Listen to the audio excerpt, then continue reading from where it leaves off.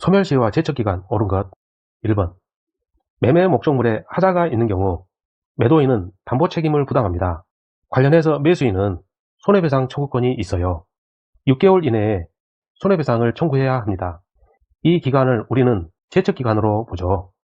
이러한 기간이 지나면 매매 목적물의 하자가 매매 당시부터 있었던 하자인지 아니면 매수한 이후에 발생한 하자인지 알 길이 없어요. 그러한 입증 곤란을 구제하기 위해서 공익상 이유로 이러한 기간을 둔 것입니다.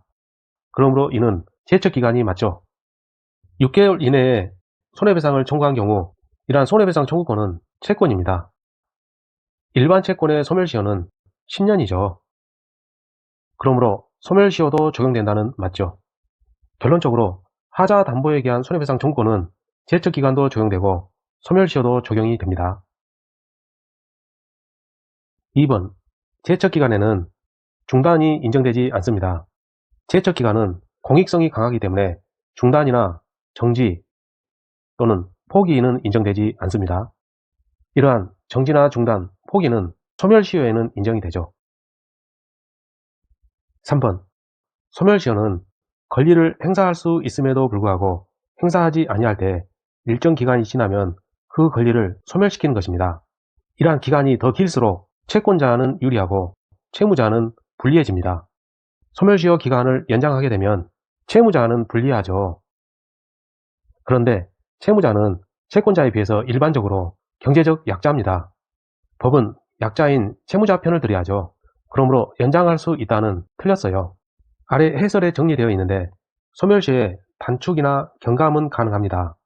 그러나 소멸시효 제도 자체를 배제한다거나 연장하거나 가중하는 것은 인정되지 않습니다.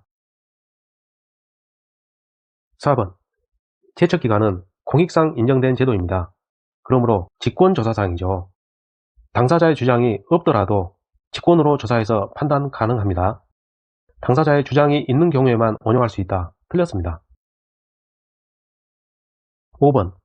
시효 중단 사유는 청구, 압류, 가압류, 가처분, 승인이에요. 5번에서 가압류로 시효가 중단됩니다. 본안에 승소 판결이 확정되었다 이 말은 재판상 청구가 있었다는 뜻이죠. 청구도 시효 중단 사유 맞아요. 가압류도 별개의 시효 중단 사유이죠. 이 두 가지는 별개의 시효 중단 사유입니다. 그러므로 상호간에 흡수되는 게 아니죠. 제척기간에 걸리는 권리. 제척기간은 일정 기간이 지나면 그 권리가 법률적으로 소멸합니다. 법률상 당연히 장래적으로 소멸합니다. 반면에 소멸시효는 소급해서 소멸하죠. 제척기간에 걸리는 권리는 형성권입니다. 형성권이 제척기간에 걸리는 이유는 형성권이란 것은 일방의 의사표시만으로 성립해서 효력을 발생하죠. 이러한 기간이 무한정 길어지면 상대방의 법적 지위가 지나치게 불안정합니다. 그러므로 이러한 형성권의 법적 성질을 제척기간으로 보는 거예요. 공익상 필요성 때문에 제척기간으로 봅니다. 기억, 매매를 예약했습니다. 이 시점에서 예약을 했고 이 시점에서 매매 계약을 체결할 것을, 즉 이 부분은 본계약입니다. 나중에 본계약 체결할 것을 예약한 것이죠. 예약 당시에 완결권이 있습니다. 원칙상 일방에게 완결권이 있죠. 일방이 완결의 의사표시를 하게 되면 본계약인 매매계약이 성립한 것으로 예약을 했어요. 그러므로 이러한 완결권은 일방적 의사표시만으로 성립해서 효력을 발생하니까 형성권이죠. 형성권이기 때문에 공익상 필요에 의해서 제척기간으로 봅니다. 정확하게는 형성권이니까 제척기간에 걸리는 권리이죠. 기억은 있는 게 맞습니다. 니은. 소유권이 기초입니다. 주된 권리가 되죠. 주된 권리에 기한 물권적 종권이기 때문에 종된 권리입니다. 소유권은 항구성이 있죠. 주인 따라서 종도 항구성을 갖습니다. 그러므로 소유권에 기한 물권적 종권도 소멸시효에 걸리지 않습니다. 그리고 제척기간도 적용되지 않죠. 니은번은 있으면 답이 아닙니다. 디귿. 미성년자가 법률행위를 한 경우 취소 사유가 있죠. 미성년자는 취소권이 있습니다. 미성년자의 취소권 행사에 대해서 상대방이 동의해 줄 리가 없습니다. 그러므로 이러한 취소권은 취소권자의 일방적 의사표시만으로 성립해서 효력을 발생하는 형성권으로 봅니다. 형성권이기 때문에 제척기간에 걸리죠. 리을, 근저당권 설정 등기 청구권이 있고 점유취득시효 완성 관련 소유권 이전 등기 청구권이 있습니다. 앞에서 배웠지만 청구권 이런 단어가 있으면 우리가 조심해야 됩니다. 실질은 형성권이고 명칭만 청구권인 경우가 있어요. 이 경우가 우리는 암기되어 있죠. 가함소분 매수입니다. 이러한 청구권은 가함소분 매수에 해당하지 않기 때문에 형성권이 아니고 문자 그대로 청구권입니다. 형성권이 아니죠. 그러므로 제척기간에 걸리지 않습니다. 리을과 미음이 있으면 틀리죠. 정답은 1번. 소멸시효와 제척기간 옳지 않은 것 1번. 제척기간은 공익상 인정된 직권조사상입니다. 그러므로 주장해야만 인용될 수 있다는 틀렸죠. 옳지 않은 것은 1번. 소멸시효 완성 여부는 변론주의가 적용돼요. 그러나 제척기간은 직권주의입니다. 2번. 제척기간에는 포기제도가 없습니다. 소멸시효의 경우는 포기제도가 있죠. 중단이나 정지 포기제도는 소멸시효에 있습니다. 제척기간에는 없어요. 3번. 중단 문제는 소멸시효에 있죠. 제척기간에서는 없습니다. 4번. 소멸시효가 완성되면 기산일에 소급하죠. 소멸시효에 소급합니다. 그러나 제척기간은 장래효죠. 5번. 소유권이 주된 권리인데 항구성입니다. 주된 권리에 기초한 물권적 청구권도 항구성이죠. 그러므로 소멸시효에 걸리지 않습니다. 소멸시효의 대상이 되는 권리 기억. 협의 이혼을 하게 되면 2년 이내에 재산 분할 청구를 해야 됩니다.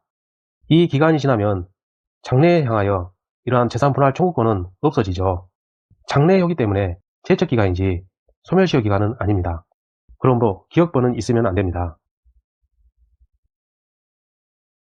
니은 공사해줬습니다. 물건이 존재하죠. 공사대금이니까 이 채권과 이 물건 간에는 결련관계가 있습니다. 그러므로 유치권이 발생할 수 있죠. 점유를 하게 되면 유치권이 발생합니다. 그러나 만일 이 시점에서 점유를 상실하게 되면 그 즉시 유치권도 소멸합니다. 핵심은 이 부분이죠. 점유 상실 즉시 소멸하는 거예요. 그런데 소멸시효란 것은 10년, 5년, 3년, 1년의 일정한 기간의 경과를 요구합니다. 즉시 소멸하는 게 아니고 이러한 기간을 요구하는 게 소멸시효예요. 이 부분이 상호간 매칭이 안됩니다. 그러므로 유치권은 소멸시효의 대상이 되지 않습니다. 미음번도 있으면 안되죠. 디귿. 주된 권리인 소유권이 항구성을 띠면 종된 권리인 물권적 청구권도 항구성을 띱니다. 영원히 존재하기 때문에 일정 기간이 지나면 소멸하는 소멸시효의 대상이 되지 않죠.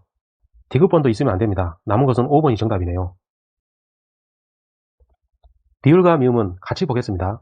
소유권 이전 등기 청구권입니다. 그리고 근저당권 설정 등기 청구권이죠. 실질은 형성권이고 명칭만 청구권인 거 가함소분 매수에 해당해야 되는데 여기에 해당되지 않아요. 그러므로 문자 그대로 청구권입니다. 형성권이 아니기 때문에 제척기간에는 걸리지 않아요. 그러므로 이제는 채권적 청구권인가를 봐야죠.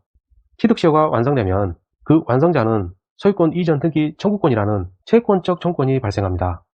취득시효 완성자는 아직 소유권을 취득하지 못한 상태이죠. 그러므로 이러한 청구권을 물권적 청구권이라고 볼 수는 없어요. 채권적 청구권일 수밖에 없습니다. 그리고 근저당권 설정 등기 청구권은 물권적 청구권이 아니죠. 돈을 빌려준 사람이 가지고 있는 청구권이에요. 담보로 잡기 위해서 근저당권 설정 등기를 청구하는 겁니다. 채권적 청구권이죠. 그러므로 일반 채권의 소멸시효 10년에 걸리죠. 즉 소멸시효의 대상이 됩니다. 소멸시효의 기산점 옳지 않은 것 1번. 정지조건부 권리는 그림으로 그리면 이런 상태죠. 소멸시효라는 것은 언제 진행되냐면 권리를 행사할 수 있음에도 불구하고 이를 행사하지 않는 경우죠. 즉 권리를 행사할 수 있어야 돼요. 정지조건부 권리에서는 조건이 성취된 때로부터 해서 권리를 행사할 수 있죠. 그러므로 성취된 때부터 소멸시효가 진행합니다. 2번도 마찬가지예요. 둘 중에 하나 선택할 수 있는 선택채권이 있었는데 소멸시효가 진행하려면 권리를 행사할 수 있음에도 불구하고 행사하지 않을 때 진행합니다. 즉 권리를 행사할 수 있어야 돼요. 그러므로 선택권을 행사할 수 있는 때부터 소멸시효 진행하죠. 3번. 부자하기를 목적으로 하는 채권입니다. 뭔가를 하지 않아야 되는 의무가 있는 채권이었는데 상대방이 뭔가를 하면서 위반 행위를 했습니다. 이 경우 채권자는 그러지 마라라고 채권 행사할 수 있죠. 그러므로 위반 행위를 한 때부터 해서 소멸시효는 진행합니다. 이게 잘 안 이어지면 부위 이렇게 암기해버리세요. 4번 본래의 채권이 있는데 그러한 채권에서 채무를 불이행했습니다.